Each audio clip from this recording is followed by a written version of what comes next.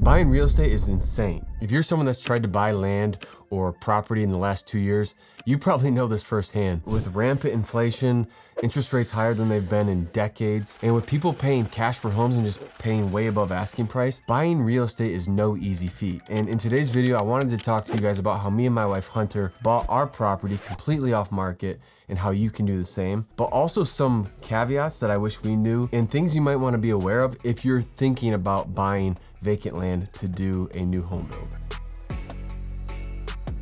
So if you guys missed our last video, we announced that we are building a new custom Airbnb in Northern Michigan. This has been our dream for over 2 years and it's finally starting to happen. But the first step we took was we bought land in 2021. So if you're somebody that's interested in buying vacant land, the first thing you obviously have to do is find the general area that you want to build in. When we determined the area that we wanted to buy land in, it was more of a passion project for us because this area is very near and dear to us. We've been going up to this spot in Northern Michigan for many years now, and we're going to announce where it is in a couple videos from now in the future. But we knew that it was a good seasonal year-round location. The summers up in Northern Michigan are some of the most beautiful summers there are, and then some of the winter activities in this area lend itself to being a good vacation rental area. I'm not gonna go too deep into like the analysis we did, but I will say that it's probably a little less than I would have typically done had we been looking to find an area to buy land in, just because we already knew the area and knew that this was where we wanted to build our dream cabin. What we then did was we tried to find absentee landowners. And if you're not familiar with what an absentee landowner is, it's essentially just somebody that owns a piece of property, but their tax address, their primary tax address is somewhere else. So for example, if you go up north, you find many people that either own land up there that live out of state, or they just live a few hours away. And it's a term that you'll probably hear from a lot of real estate agents because they oftentimes will try and find absentee landowners to contact and buy property off market. And the reason that we chose to target them is because, well, target doesn't sound like a great word. I'm gonna get shot. If you can find somebody that owns land out of state, oftentimes we find that there are people that have had land handed down to them from generation to generation. And so I think there's a lot of opportunity when you can identify absentee landowners that you won't find if you were just to purchase a piece of property on the MLS or on sites like Zillow, Trulia, Redfin, you know, all the real estate sites. The other reason we did this is because you could potentially be the only person reaching out to them to see if they're willing to sell it. And so there's a lot less competition, which hopefully means that you'll be more successful in some of these inquiries that you send to these prospective landowners. There's a number of ways you can do this. The way that we did it is I have an app on my phone called Onyx. It's actually a hunting app. I'm a bow hunter, and so when I'm out in the woods, sometimes I'm really deep into the woods and I need to know exactly where I stand. And also I just want to make sure that I'm not trespassing on somebody's property. And so it always kind of lets me know who owns property and where I am. But the one thing that I actually find I use it more than anything for is just trying to find out who owns certain property. And so it's really nice because you can effectively be standing or just looking at a general area, see all of the property lines, click on a property and see the taxable information for that landowner. Now, if you don't have a tool like Onyx, it is a paid app. I think it's around $15 per month. There are other tools out there. For example, I think there's an app called Landglide, I think. That's a free app that'll show you boundaries and landowner information. The other thing you could do is buy a list. There's many websites for this, but one of the most popular is a website called ListSource.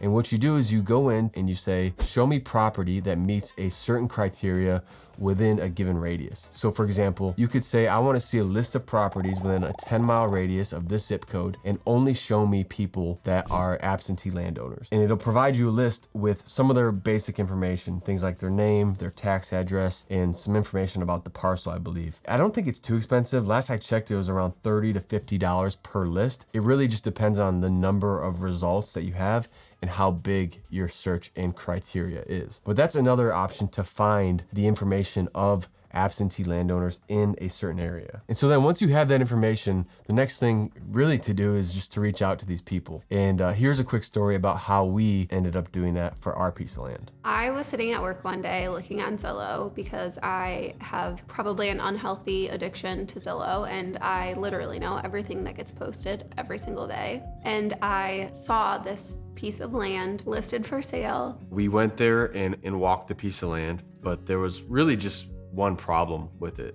and that was the shape of the parcel. While we were there, we noticed that the adjacent property seemed to be completely vacant and there was no improvements done. We were able to figure out who owned the land and where their primary address was, and it wasn't near the area that the land is. Within a day or two, we have written a letter and mailed it to the owners of the land. So probably 2 weeks went by and we hadn't heard anything. You know, they had my email, they had my phone number, they had our address, they knew how to reach us if they wanted to. This was by far our number one property, just due to the location and where it was and certain features of the property. So I don't know exactly how Derek did it, but he found this website where you can essentially purchase people's phone numbers. I think it was probably like the second or third number we called, I got the voicemail, and it was the woman who owned the land in the voice message, so I knew we had the right number. But I do remember specifically being at Target and getting the phone call from her and not wanting to pick it up while I was in the store. So my heart's like racing while I'm there. And I finally go out to my car, called her back, sitting in the parking lot, and her and I spoke probably for like 15, 20 minutes, and she was just the nicest lady ever. We just told them that, you know, we go up there all the time, we love this area, and our dream is to build a cabin up north, just as a getaway. And I think it was about 2 weeks after that phone call that we were in the living room of this landowner, writing them a check for the property, and it never went to the market or was on Zillow or anything. So a completely off-market deal. We got the deed, took it to the register of the county, and the land was ours. This is where it can be somewhat uncomfortable if you're not used to cold calling people. I'm certainly not, but it was just something that we knew we had to do if we wanted to find an off-market deal. And the reason that we chose to write a handwritten letter is we just find that there's a more personalized experience when you do that. And in a world that's so automated and everything is so digital, sometimes writing a handwritten letter to somebody will catch them off guard, and it's just a nice gesture in a way. Especially for some of these landowners that have held land for a very long time, they're typically an older demographic. And so when they get a handwritten letter, we often find that it's like a nice nostalgic type of thing for them. And in fact, that's what the landowners that we bought from even said to us. So that's how we kind of bought our land, guys. I think there's a lot of opportunity in that. I know a lot of other people have done this and had success. It's just one of those things that you kind of have to get over that hurdle of reaching out to somebody and cold calling them after you write the letter. Although I do find that that's kind of like the easier setup is if you write them a letter beforehand and then you call them, you can then reference that letter, and it's not as cold, I guess, in a way. So hopefully that was helpful. If you're someone that's been looking for land or just wondering how you might be able to find off-market deals, I hope sharing our experience is helpful, and some of these techniques and tools that we talked about help you find that piece of property. The one thing I did want to mention though that we wish we kind of would have known, and I will go into this a little more in a future video just dedicated solely to this, was all of the soft costs that you should be aware of when you buy a piece of vacant or unimproved land. Depending on how large your parcel is, you'll have to clear trees, you'll have to cut in a driveway, you'll have to connect your build site to the grid, and all of these things really add up. And it's something that we were aware of, but I don't think you really know for sure how much goes into that until you actually start doing it. In a future video, we're gonna break down all of the financial side of this. And obviously, like we mentioned in our last video, we wanna document this build and just be as transparent as possible with you guys